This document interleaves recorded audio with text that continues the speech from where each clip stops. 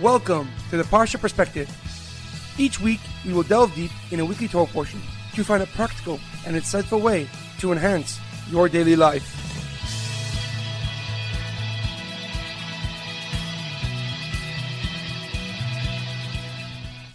Thank you for tuning in.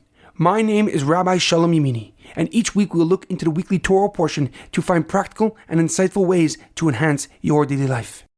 This week's Parsha Perspective is in honor of our homeland, Eretz Yisrael. May Kadosh Baruch Hu continue to protect our brave soldiers and grant them strength and victory. This week's Parsha Perspective is in loving memory of Yehudis Bas Shimon, Baruch Chaim ben Mordechai, Edward ben Ephraim, Shlomo ben Edward, and Yerachmiel Daniel ben Gedalia. May their souls be uplifted and may their memories be a blessing. This week's Parsha Perspective is in honor of the Refuah Shalema of Pesha Hannah Bas Yeta Gittel, Shaul ben Edward, and Reuven ben Racholea. May they have a complete and speedy recovery. This week is a double Torah portion as we close out the book of Bamidbar with Parshas Matos Massei, the real battle. Our Parshas begin with Moshe Rabbeinu teaching the leaders of each tribe, each shevet, the laws of vows and promises. He explains how vows are made and when they are binding, and under what circumstances a father or a husband may annul the vow of a daughter or a wife. HaKadosh Baruch Hu then commands Moshe Rabbeinu to take vengeance against Midian for leading the Jewish people astray. Moshe Rabbeinu assembles 1,000 soldiers from each shevet, from each tribe, and appoints Pinchas the Kohen to lead the campaign against Midian. And of course they are victorious. They defeat the Midianite nation. They kill all of its 5 kings and every single fighting age male, including Bilam, the non-Jewish prophet, who tried to curse the Jewish nation. And when the soldiers return, they present Moshe with a full accounting of the spoils that they got from Midian, and which was then divided according to Kadosh Baruch Hu's command under the watchful eye of Moshe and the officers. The Parsha concludes with the laws of inheritance.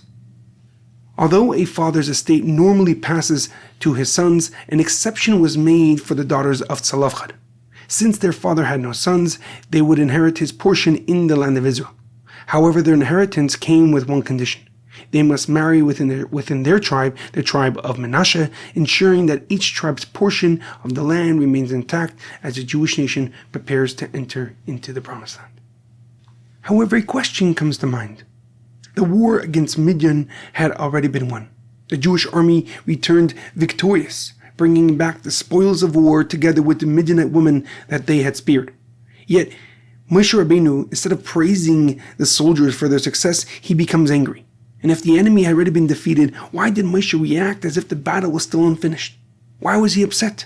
What did Moshe Rabbeinu understand and see that the soldiers failed to realize and perceive about their war with Midian and the Midianite nation? Rashi, Rav Shlomo Yitzchaki, the leading Torah commentary, gives us a simple explanation. The Pasuk writes, just 2 psukim later, that they were the very ones who, at the word of Bilam, says the Pasuk, caused the Jewish nation to betray Hashem. The Midianite women were not innocent bystanders, they were the ones who carried out Bilam's plan.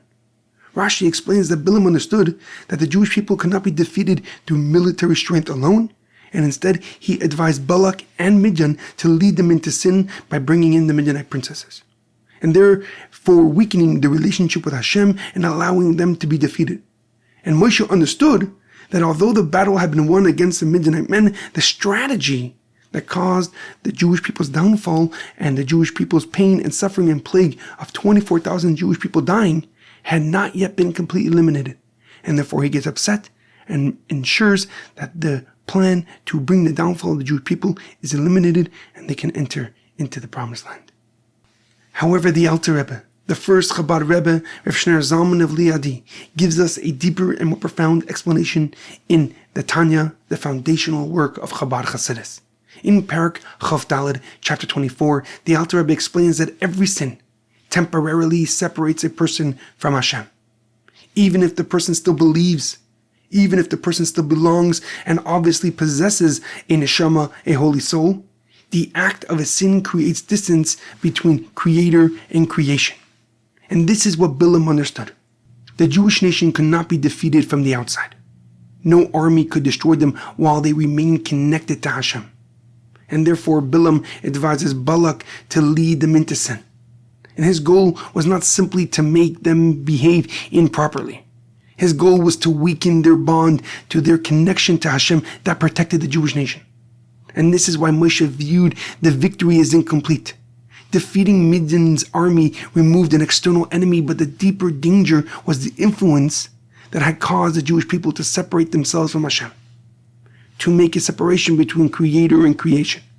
And Moshe Rabbeinu was teaching us that the most dangerous battles are not always the ones fought against what stands in front of us, but most of the time they are fought against what pulls us away from who we are meant to be. We are meant to be children of Hashem that follow in the path of Hashem, learning His Torah, fulfilling His mitzvahs, making this world a better place by adding light to this world. And every sin pulls us away and brings darkness to where there's meant to be light. This profound lesson from the holy Alter Rebbe in Tanya is ever more relevant today, because the greatest dangers that we face do not openly confront us. More often, there are subtle influences that weaken our connection, that distance us from HaKadosh Baruch Hu, from our Father in heaven. And long before a person changes their actions, they first begin to change what they are willing to live with, what they're willing to accept. And this is often where separation from Hashem begins, slowly pulling us away from the source of all life, and weakening the connection to Hashem that sustains our very existence and gives us perspective to bring light to this very dark world. In our daily life, it is imperative to realize that every decision we make shapes the person we are becoming. Rarely do people abandon their values all at once. More often, it happens one compromise at a time, one poor decision at a time. And that is why we must consistently examine not only our actions, but the influences that we allow into our lives. Every day presents us with a choice. We can strengthen our relationship with our Father in heaven, with HaKadosh Baruch Hu, through the decisions that we make, or we can slowly drift away from Him without even realizing it. When we remain true to our values, when we surround ourselves with positive influences and stay connected to the Torah and listen to the mitzvahs that we have to follow, we protect the most precious part of ourselves, our soul, and allow us to position ourselves to succeed far beyond what we once thought possible, to succeed far beyond our imagination. As it says in Mishlei by Shlomo HaMelech, King Solomon, Mikol mishmor netzar libecha, ki mimenu tetzeh hachaim. Guard your heart above all else, for from it flows life. Have a great weekend and a good Shabbos.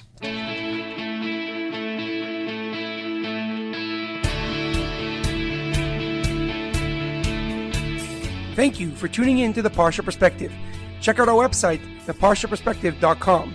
Send thoughts and comments to theparshaperspective@gmail.com. Till next time, thanks for listening.